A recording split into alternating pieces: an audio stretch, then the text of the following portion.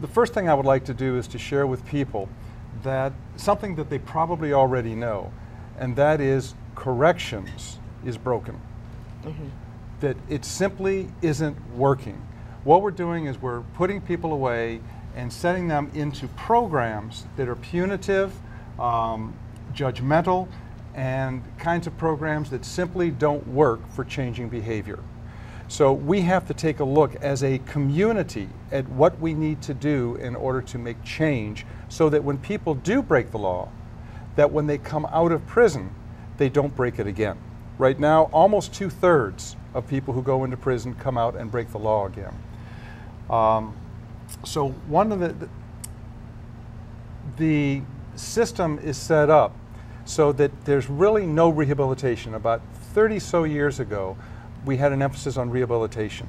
And then things got conservative and conservative politicians, and the next thing we know, all we want to do is hurt people when they go into prison. So we take away programs.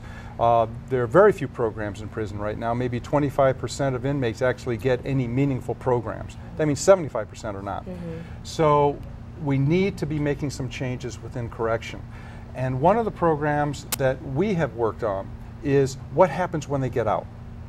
So we have the Delaware Women's Reentry Program, and we assist women when they get out in finding housing, in counseling if they need it, health care, whatever they need when they come out, if they've gone through the Alternatives to Violence project while in the prison. And one of the components of that program is the mentor program, where they're mentored with somebody so that they can support them emotionally. When things get tough, there's someone they can come back to talk with. And today, Deborah Bromley is one of our mentors. And I'd like for her to say some things about what her experience has been like as a mentor of someone just coming out of prison. Well, growing up for me, I had mentors in my life. I had, religious, spiritual. In school, I had wonderful teachers, and then when I, went to work and in my professional career, I've always had really good mentors in my life. So I realized the importance of mentoring. And I think that for the women coming out of prison, I was under the misconception that they were being prepared when they were in prison, that they would be prepared to come out of prison.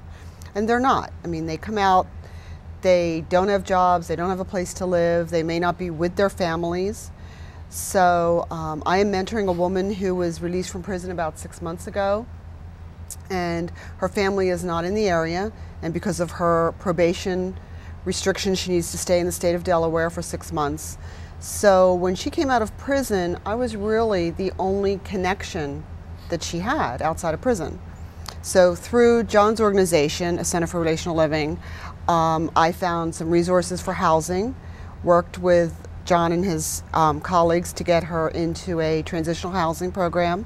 She'd been through a work release program while she was in prison, so she did have a job. She found out about the job from another inmate actually, and went and applied and got the job. So that was one really good thing, in that she had a job and she had some income. So she was in the transitional housing. I met with her, actually helped her move in there, get set up. And we just started meeting and talking on a regular basis about, what she wanted for her life out of prison. And we were trying, exploring all of her options and what it would take for her to reunite with her family, what she wanted to do work-wise, and we began a relationship. And it turned into, a really nice friendship. I care deeply about her. Has it been, would you say it's been rewarding? It's been very rewarding for me. So rewarding, in fact, that she's run into some trouble. She had a drug relapse and did not go back to jail for that, was given some extra programming to attend. That was very difficult for me to see that happen. As I'm learning from John and others that, relapse is part of recovery. And it's really important for me to be there for her, and for me to let her know that I'm there. Now, in addition, you mentioned that you helped her with transitional housing, gathering other resources. What else have you helped her with in addition to talking? If she had had any educational aspirations, would that have been something you could have helped her with? Yes, and we talked about, she'd gotten her GED, and we talked about she would actually like to go on. And we actually ran into some problems because we cannot find a record of her GED. So I started just making tons of phone calls and trying to track down those records. And I was in the middle of that, and she actually has been reincarcerated because of a violation of parole. Okay. So I'm seeing her in prison, and we started talking again about what she's going to do when she comes out.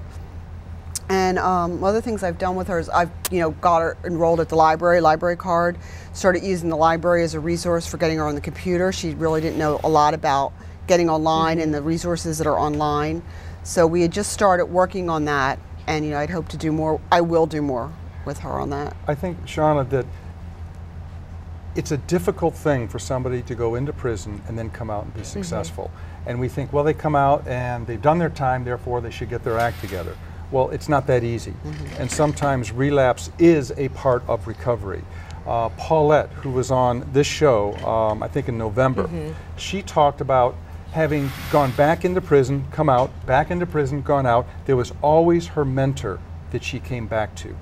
And she said that was so important to have somebody that she came back to that didn't judge her, that basically said to her, okay, you didn't learn what you need to learn in prison, now what do you need to learn this time? Particularly in Deb's case, because that person doesn't have anyone in Delaware. No. That's exactly correct. Now, you said that you've been involved with her for 6 months. Generally, how long is a mentor involved? 2 years. Okay. We like for them to connect with the person while they're still incarcerated for maybe a month or two, so they develop a relationship.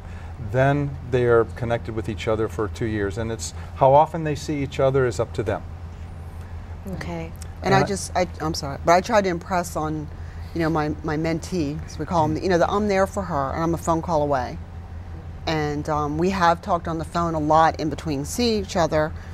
And I was very worried when she was reincarcerated because she had difficulty making any phone calls, and I kind of lost her for a couple of weeks, and I was very worried and was able to, track her down and find out where she is now. But that was kind of a scary thing. So, it's a very caring relationship. And she also told me, which I really liked hearing, that she knew I would come to see her in prison. Oh, yeah, that's great. Now, I'm sorry, go ahead, did you? I was going to say that, talking to the viewers, that there are a couple of things that they can do. They can, number one, talk to their legislatures and talk about getting more funding for corrections, for reentry programs. Right now, there's virtually no state funding for reentry programs in the state. There's some money for Wilmington, but that hasn't even been allocated yet. So talk to them about how the state has to be more invested in reentry in helping these people when they come out. And the second thing, and the number's on your screen, 428-3850. Call us if you'd like to mentor. Mentoring is a rewarding, at times very challenging and fun. Developing a relationship with someone where you really have an impact on somebody's life and you're making a difference to your community and on crime. How do you prepare a mentor? We have them go through a day and a half. In fact, we just finished one this week. A day and a half training over the weekend, and then about a 3-hour mentor orientation. We have a mentor support group that meets on a regular basis that helps them. Paula Majorano, who's been on this show, she and I are the staff for the reentry program. We support the mentors. If they have problems, we talk with them about things they can do. Quite often people get frustrated because they think that an inmate coming out of prison is going to be very grateful for help. That may not always be the case, so we assist them in their adjustment as well. Now, we only have a brief period of time left, but let's say that there was someone who was watching that already had a loved one who was incarcerated. Would they also be able to call this number and see if they can get a mentor for their loved one? The people you said that they have to go through the alternatives to Violence Project, which some other time we can talk about. We've talked a little bit. That's a program that literally changes attitudes so people begin to want to do better and have the skills to do better so that they can be successful when they come out. They need that so that they're basically their head's in the right space. Then they're open to having a mentor. But they can get that ball rolling, get the dialogue open by contact. They could talk to the friend and the person in prison and say, hey, It's in every prison in Delaware. It's sign not up just in the for it. women's prison. It's in every prison. That's another thing I was going to ask you is Yeah. we're referring to it as the women's reentry, but unfortunately we're running out of time, but we have the number up on the screen for anyone who's interested in finding out more information.